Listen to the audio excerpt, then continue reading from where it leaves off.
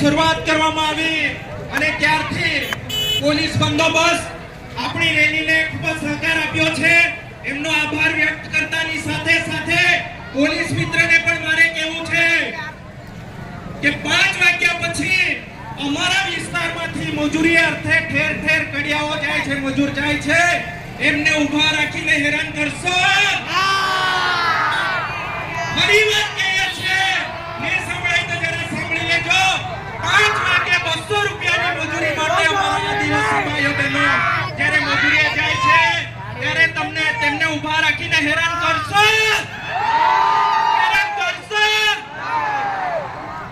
અમે આ જ વિસ્તારના છે, અમે હંમેશા તમને સહકાર આપીએ છીએ અને અમારા વિસ્તારના ભોળા લોકો કદાચ કોઈ ભૂલ કરે તો આપણો ભાઈ છે એમ કરીને પણ માફ કરી દેજો અને આવનાર દિવસોમાં આપણું સંગઠન વધુ સારું બને એના માટે તમામ યુવાનો ભાઈઓ બહેનો અને જે રીતે આજે આ વિશ્વ આદિવાસી દિવસની ઉજવણી ભેગા મળીને કરી રહ્યા છે એ જ રીતે આવનાર દિવસોમાં થાય એવી આશા અને અપેક્ષા સાથે વિરમું છું.